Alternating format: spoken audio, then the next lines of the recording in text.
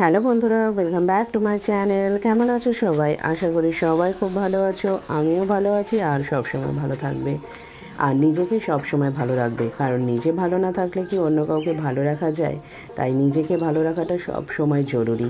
তুমি ভেতর থেকে যদি খুশি থাকো, ভালো থাকো, তাহলে দেখবে সব কিছুই ভালো থাকে। কিন্তু জানো, আজকে না সকাল থেকেই আমার মনটা খারাপ। কেন জানি না, অনেক সময় হয় না যে মন খারাপের কোনো কারণ থাকে না, হঠাৎ করেই মনটা খারাপ হয়ে যায়। কিন্তু না, আমার মন খারাপের যথেষ্ট কারণ ছিল। সেই কারণেই আজকে না হঠাৎ করেই না আমার ফেলে আসা সংসারের দিনগুলো ভীষণ মনে পড়ছিল। সেই সকাল থেকে উঠে তোড়জোড়, বরকে ঘুম থেকে তোলা, তাকে ব্রাশ দেওয়া, বাথরুমে পাঠানো, তাড়াহুড়ো করিয়ে, তারপরে তার জন্য খাবার রেডি করা, জামা কাপড়গুলো রেডি করে দেওয়া, তার কী টিফিন নিয়ে যাবে সেইগুলো রেডি করা, খাবার রেডি করা, সব কিছু। আর জানো কি আশ্চর্য রকমভাবে আমার মেয়েটা না পুরো ওর বাবার প্রতিচ্ছবি।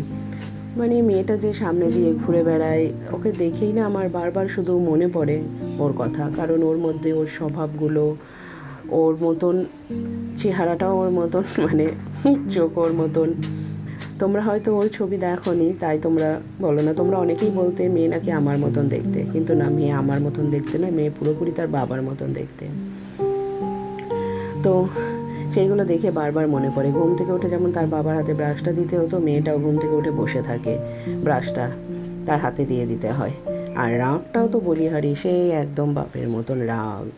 কিছুক্ষণের মধ্যে এত রাগ, কিছুক্ষণের মধ্যে আবার ঠিক গলে জল, একদম বাবার মতন। এইগুলোর জন্যই না বারবার মনে পড়ে সব কিছু, জানো। মানে আমি যদি ভুলতেও চেষ্টা করি, হয়তো কোনোদিনও মেয়ের জন্য ভুলতে পারবো না। কারণ একজনের জেরক্স কপি আমার সামনে দিয়ে সবসময়তেই ঘুরে বেড়ায়। তো যাই হোক, এইসব তো আলাদা কথা। এই রকমটা মাঝে মাঝেই হতো, কিন্তু কাউকে পাইনি শেয়ার করার মতন। এখন না হয় ইউটিউব আছে, ইউটিউবে আমার এত বড় ইউটিউব পরিবার আছে যে সবার কাছে আমি আমার মনের কথাটা শেয়ার করতে পারি। তার জন্য তোমাদের সাথে মাঝে মাঝে আমার মনে যা সমস্ত দুঃখ কষ্ট যা আছে সমস্ত কিছু শেয়ার করে ফেলি। আর তোমরাও তোমাদের মনের মতন করে আমাকে সাপোর্ট করো, আমার পাশে থাকো, সাহস জোগাও, সমস্ত কিছু। তো সকালবেলা উঠেই ঘরের কাজটা তো করতেই হবে। তো সোমবার অফিস যেতে হবে, মেয়েটা পড়তে গেছে, উঠতেও একটু দেরি হয়েছিল, ভালো লাগছিল না, মনটা খারাপ করছিল সকাল থেকে, কোনো কাজেও এনার্জি পাচ্ছিলাম না। তাই কাজটা ভাবলাম এগুলো তো সেরে যেতেই হবে অফিস। মেয়ে আসবে, মেয়েকে স্নান করতে পাঠাবো, তার সে রেডি হবে, তার খেতে দেওয়া, তার টিফিন গোছানো, এই সমস্তগুলো তো রেডি করতেই হবে। একটা সময়ের, মানে একটা সময় বলতে গেলে হ্যাঁ ঠিকই, একটা সময়ের পর না মেয়েরা ঠিক অন্যের জন্য বাঁচে, নিজের জন্য আর বাঁচা হয় না।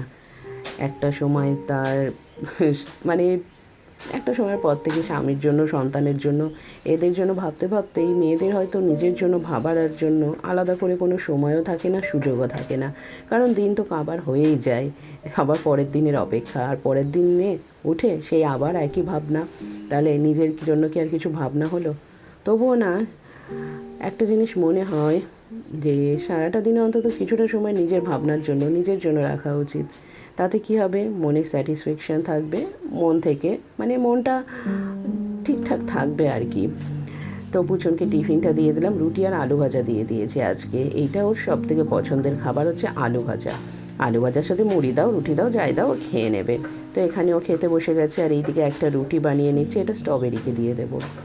আমার না একটা জিনিস আছে, কি বলো তো, মনটা খারাপ যখন হয় না, হ্যাঁ বেশ কিছুক্ষণ মনটা খারাপ থাকে, কিন্তু তারপরে না আমি নিজেকেই নিজে আবার রিকভারি করে ফেলি। আবার যে যা হয়েছে হোক, যা হয়েছে ভালোর জন্য হয়, যা হবে ভালোর জন্য হবে। যদি তার চলে যাওয়াটা আমার ভালোর জন্য ছিল, তাহলে আমার ভালোর জন্যই ছিল। আর যদি তার ফিরে আসাটাও হয়, তাহলে সেটা হয়তো আমার ভালোর জন্যই হবে। তো যাই হোক, এই দেখো জিমিটা যাচ্ছে এখন রুটিটা খাবে। এবার আমিও কাজকর্ম সেরে, খাওয়া দাওয়াটা সেরে অফিস চলে যাই, আবার সন্ধ্যাবেলা দেখা হবে। বাড়িতে এসে একটু শুয়েছিলাম, দেখলাম মা আর বাবা ছিল না, মা আর বাবা মন্দিরে গিয়েছিল। তো মন্দির থেকে আস্তে আস্তে মা আর বাবার অনেক দেরি হয়ে গেছে, আসার সময় মিষ্টি নিয়ে এসেছিলো, গরম রসগোল্লা। তো গরম রসগোল্লা নিয়ে খেতে বসেছি। এইদিকে জিমি আমার পাশ দিয়ে ঘুরুক ঘুরুক করছে, একটু রসগোল্লা যদি মার থেকে পাওয়া যায়, কিন্তু না, নইব মার থেকে তো একটুও রসগোল্লা হবে না। একটু রসগোল্লা খেলেই ব্যাস কৃমির উৎপাত হয়ে যাবে। তো আমি রসগোল্লাটা খাওয়াটা শেষ করে নিয়ে একটু বসে আবার রাতের খাওয়া দাওয়া। ব্যাস রাত্রিবেলা আজকে শুধু ঘি ভাত আর আলু সিদ্ধ। যেহেতু মা একটু দেরি করে এসেছিল, হয়তো তোমরা বলতে পারো যে তুমি কেন রান্না করোনি, তুমি তো রান্না করতে পারতেই। কিন্তু কি বলো তো, ইচ্ছে করে না। মানে ইচ্ছে করে না বলতে মন থেকে সেরকম আসে না। যখন মনে হয় যে রান্না করব তখন করে নিই, কিন্তু যখন আর ইচ্ছে করে না সবসময়তেই, মনটাও খারাপ থাকে। আর আমার যদি মন খারাপ থাকে সেই অবস্থায় যদি রান্না করতে যাই, সেই রান্না সত্যি বলছি, সেই রান্না রাস্তায় যদি ফেলে দাও, রাস্তার কুকুরে শুকে চলে যাবে, সেই রান্না খাবে না।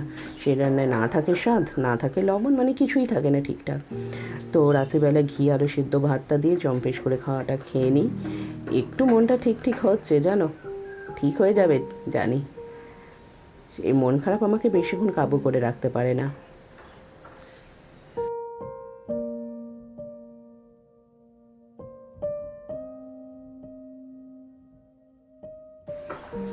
গরম গরম আলু সিদ্ধগুলো ভাত থেকে আলাদা করে নিই। এবার এটাকে মেখে নিয়ে তারপরে খেতে বসে যাব। আমি, বোন আর মেয়ে তিনজনে এখন খেতে বসেছি। আমাদের খাওয়া দাওয়া হয়ে গেলে তারপর বাবা আর মা খেতে বসবে, ব্যাস।